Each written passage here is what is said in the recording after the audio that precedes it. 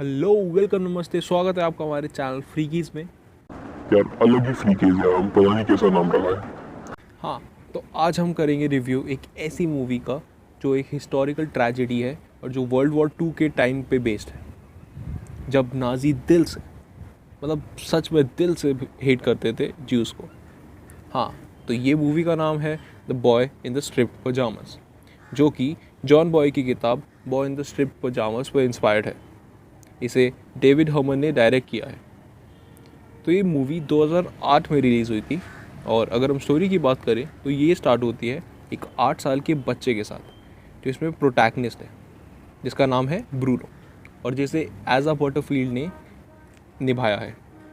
हाँ, सही समझा आपने, ये वही लड़का है जो सेक्स एजुकेशन में भी एक्टिंग कर चुका है। बड़े स्मार्ट हो रहे हो। तो ब्रूनो का फादर राल्फ, जिसे डेविड व्हीलर ने निभाया है, वो नाजी आर्मी में होते हैं, जिनका प्रमोशन हुआ होता है और जिसका ट्रांसफ़र कंट्री साइड यानी गांव के पास होता है, जहां कंसंट्रेशन कैंप्स बने हुए थे। उस समय कंसंट्रेशन कैंप्स में ज्यूज़ को बंद करके रखा जाता था। तो ब्रूनो अपनी बहन ग्रेडल, जिसे एम्बर बीटी ने निभाया है, और उसकी माँ एल्सा, जिसे वर्मा फर्मीगा ने निभाया है, और डैड के साथ वहाँ चले जाते हैं। कोई फ्रेंड्स ना होने के कारण वो वहाँ घूमता घूमता एक दिन उस कैंप के पास पहुँच जाता है, जहाँ पर उसे शिमूल नाम का एक 8 साल का जूइश बच्चा, जिसे जैक स्कैलन ने निभाया है, वो मिलता है। वहाँ मिलते मिलते वो दोनों दोस्त बन जाते हैं और फिर ब्रूनो रोज़ अपने घर से छुप के शिमूल से मिलने चला जाता है। उसकी पूरी फैमिली जूइश को बहुत हेट करती है। तो जब ब्रूनो को पता चलता है कि शिमूल भी जूइश है, तो वो डर जाता है और कुछ दिन अपने दोस्त से मिलने नहीं गया था। फिर थोड़े दिन बाद वो वापस शमूल से वहाँ मिलने गया और उसके लिए खाने को भी लेकर गया। फिर एक दिन राल्फ की वाइफ एल्सा को पता लगा कि कंसंट्रेशन कैंप्स में जूइश को एक कमरे में बंद करके उसमें एसिड रिलीज़ करके उन्हें मास किल किया जाता है। ये सुनकर वो बहुत ही डिस्टर्ब हो गई और वह अपने पति से बहुत गुस्सा हो गई कि ऐसी दरिंदगी वो उनके साथ कैसे कर सकता है। पर उनका हस्बैंड राल्फ एक आर्मी सोल्जर था, जिसे ये ऑर्डर्स मिले थे, और वह ये अपनी कंट्री के बेटरमेंट के लिए और अपने फ्यूचर के लिए कर रहा था। उस बात से एल्सा बहुत ही डिस्टर्ब्ड रहने लगी और वो बिलीव नहीं कर पा रही थी।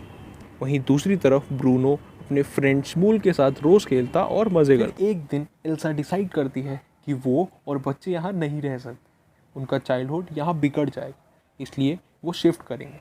फिर अगले दिन शमूल उससे कहता है कि मेरे डैड कहीं मिल नहीं रहे हैं। तो ब्रूनो उससे जाने से पहले ये प्रॉमिस करता है कि हम दोनों साथ में मिलकर उसके डैड को ढूंढेंगे। तो दोनों बच्चे एक प्लान बनाते हैं, जिसमें ब्रूनो शमूल के साथ कंसंट्रेशन कैंप के अंदर जाता है और वहाँ शमूल के फादर को ढूंढने में उसकी मदद करता है। तभी ब्रूनो की मॉम जब उसे पूरे घर में ढूंढती है और वो नहीं मिलता, तो वो राल्फ को बताती है कि जो ऑफिसर के साथ मिलकर अपने बेटे को ढूंढने में लग जाता है उस कैंप के अंदर। वहाँ उसे जाते ही कैंप के बॉर्डर में एक टनल बनी दिखाई देती है, जहाँ पर ब्रूनो उस कैंप में अंदर गया था। फिर राल्फ उसे ढूंढता ढूंढता कैंप के अंदर जाता है और वो जैसे ही उस रूम के पास पहुँचता है जहाँ पर ब्रूनो एक रूम में बंद था बाकी जी उसके साथ, तब तक ऑफिसर उसमें एसिड डाल चुका था और वह अपने बेटे ब्रूनो को बचाने में नाकामयाब होता है। ये मूवी ज्यूस पे हुए हॉलोकास्ट प्रलय को दर्शाती है, जो नाज़ी आर्मी ने उनके साथ किया था ड्यूरिंग द वर्ल्ड वॉर 2।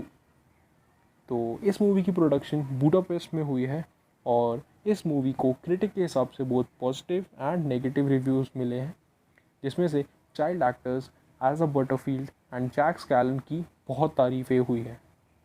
तो ओवरऑल देखें तो ये मूवी बहुत ही रियल इंसिडेंट्स पे बेस्ड है और बहुत ही नॉलेजेबल है, जिसे नाज़ी एरा के बारे में पढ़ना है। तो आपको फ्रीकीज का पहला मूवी रिव्यू कैसा लगा कमेंट सेक्शन में ज़रूर बताना, और बाकी रिव्यूज़ देखने के लिए चैनल को सब्सक्राइब कर लें और शेयर करें। Thank you.